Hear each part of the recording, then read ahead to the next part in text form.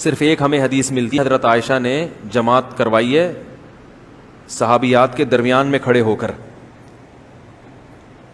لیکن حضرت عائشہ کے بعد کسی نے یہ عمل نہ کسی صحابیہ نے کیا، نہ صحابہ نے، نہ اسلاف نے، نہ تابعین نے، نہ حضرت عائشہ نے دوبارہ کیا.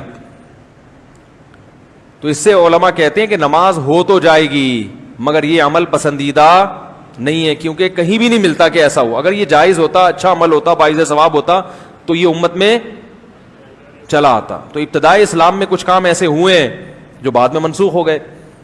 تو حرام ناجائز نہیں کہتے مگر مکروہ تنزیہی ہے، ناپسندیدہ ہے، اس کو پروموٹ نہیں کرنا چاہیے. اور یہ اس لیے ناپسندیدہ ہے کہ اسلام میں عورت کی امامت پسند نہیں ہے. اب کم از کم ویسے تو گھروں میں خواتین مردوں کی امامت کو مانتی نہیں ہیں، تو نماز میں ہی ان کو یہ سبق ملتا ہے کہ بھائی ہمیشہ مرد ہم سے آگے کھڑے ہوں گے، نماز ہم مرد کے پیچھے پڑھیں گے. تو نبی کے دور میں بھی ایسا ہوتا تھا، صحابیات یا تو گھر مسجد میں آ کے نبی کی امامت میں نماز پڑھتی یا گھر میں اخپل طریقے سے نماز پڑھتی تھی، جماعت نہیں کرواتی تھی. اور اگر گھر میں کوئی جماعت کرواتا تو مرد ہوتا. تو تراویح میں بھی اس کا اہتمام کرنا چاہیے، مردوں کے پیچھے خواتین نماز پڑھیں، خود جماعت نہ کرائیں، مردوں کی اقتداء میں نماز پڑھیں. بھانجا ہے، بھتیجا ہے، حضرت عائشہ تو یہاں تک کرتی تھی کہ اپنے غلام کو امام بنا کے اس سے رمضان میں قرآن سنتی تھی.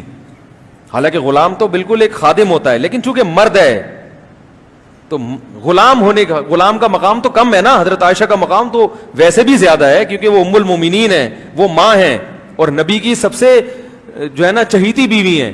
اس کے باوجود ایک غلام کو آگے کر کے اس سے نماز پڑھوائیں گے، تم امامت کرو اور ہم تمہارے پیچھے نماز پڑھیں گے. تو اس میں اللہ نے مردوں کو فضیلت دی ہے کہ وہ امامت. ہو تبلیغ میں دیکھ لو، خواتین کی جماعت جب نکلتی ہے تو ان کا امیر بھی مرد ہی ہوتا ہے، حالانکہ وہ پردے میں ہوتا ہے، اس کو بات کرنے کی اجازت نہیں ہوتی خاتون سے، لیکن الگ سے خاتون میں کوئی امیر نہیں بنایا جاتا. تو یہ وہ شریعت کے مزاج کی رعایت کرنے کی وجہ سے. تو اس لیے جو ہے اس میں بھی اس کا خیال کیا کریں کہ جو حافظ خواتین ہیں وہ ویسے ہی دہرا لیں اپنا قرآن یا اکیلے پڑھیں. تراویح جماعت کرنے کی کیا ضرورت ہے ان کو؟ تراویح اکیلے پڑھیں، وہ اپنے اخپل طریقے سے جو ہے وہ اپنا اس میں قرآن دہرا